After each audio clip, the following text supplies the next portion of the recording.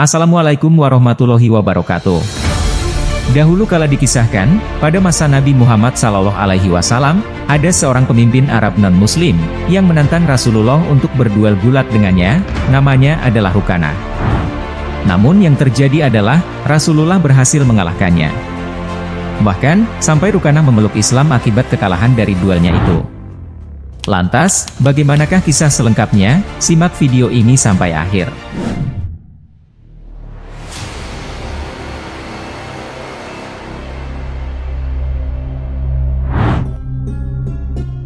Gulat disebut sebagai olahraga tertua di dunia yang dikompetisikan. Olahraga gulat ini telah muncul di lukisan-lukisan Mesir kuno yang berusia 5.000-an tahun. Konon, gulat sudah menjadi mata pelajaran di Tiongkok sejak tahun 2050 sebelum Masehi.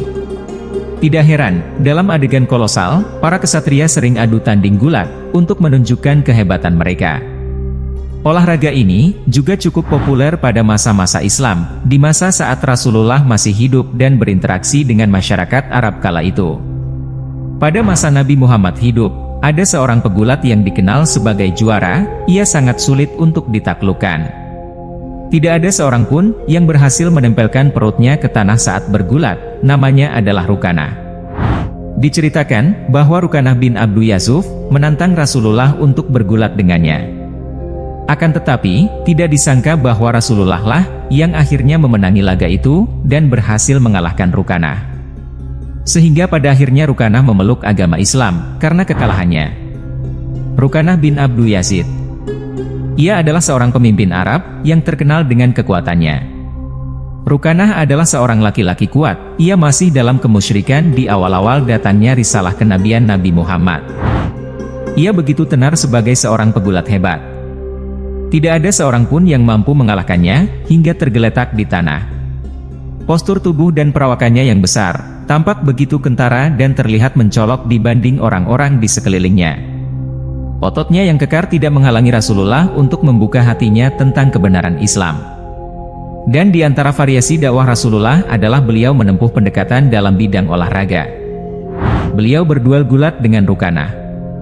Ibnul Atsir mengatakan, Rukanah adalah seseorang yang pernah duel gulat dengan Nabi. Beliau mengalahkannya 2 atau 3 kali. Padahal ia termasuk laki-laki Quraisy yang paling kuat. Hidayah Islam baru ia sambut ketika penaklukan kota Mekah. Ia wafat di masa kekhalifahan Utsman. Ada juga yang mengatakan ia wafat pada tahun 42 Hijriah, di masa kekhalifahan Muawiyah radhiyallahu anhu.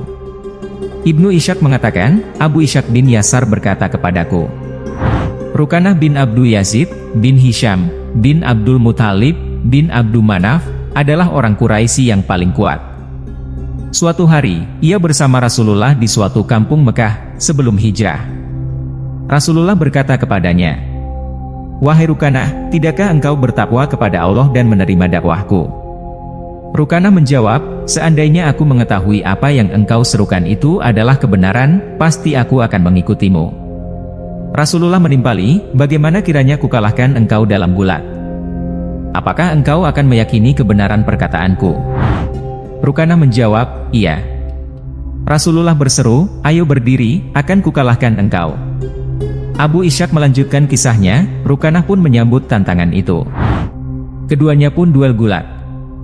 Rasulullah menyergapnya dan berhasil menjatuhkannya, Rukanah pun tak berdaya dibuatnya. Karena penasaran dengan kekalahannya, Rukanah berkata, kita ulangi wahai Muhammad, keduanya pun kembali bergulat.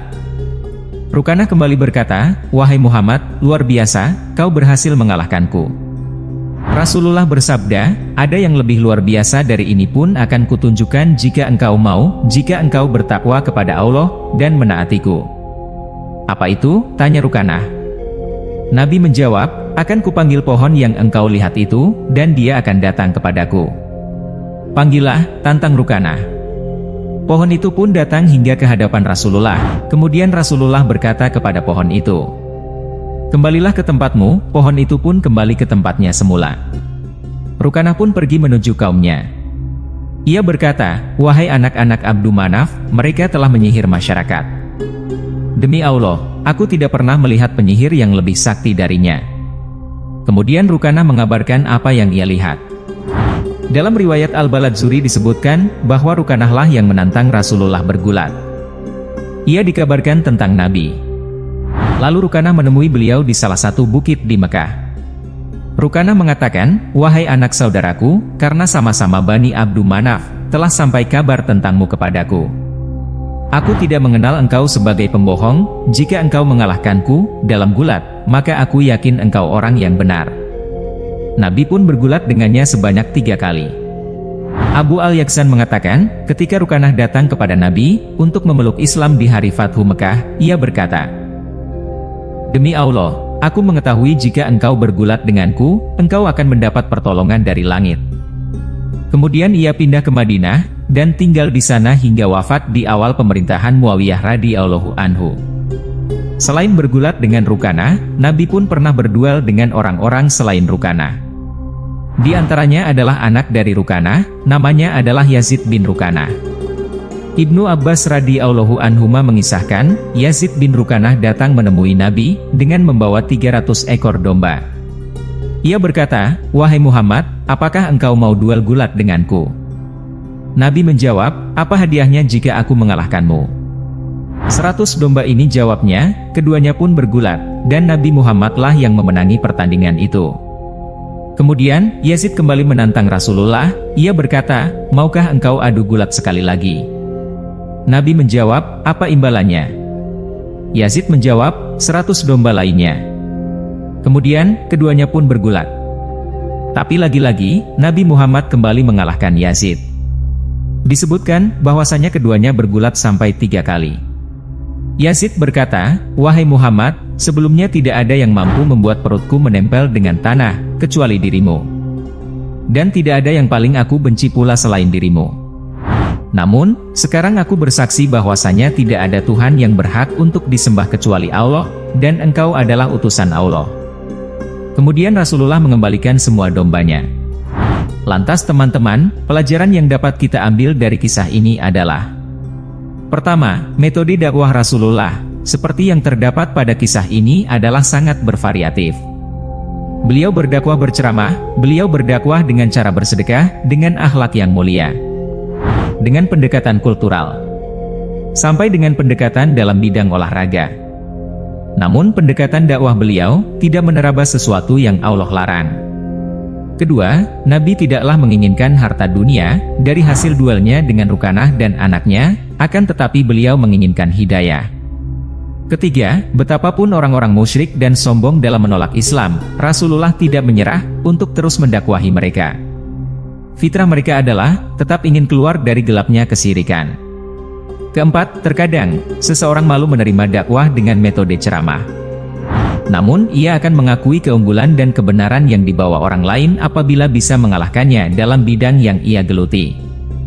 Oleh karena itu, terkadang seseorang lebih menerima orang yang seprofesi dengannya ketika mendakwahinya.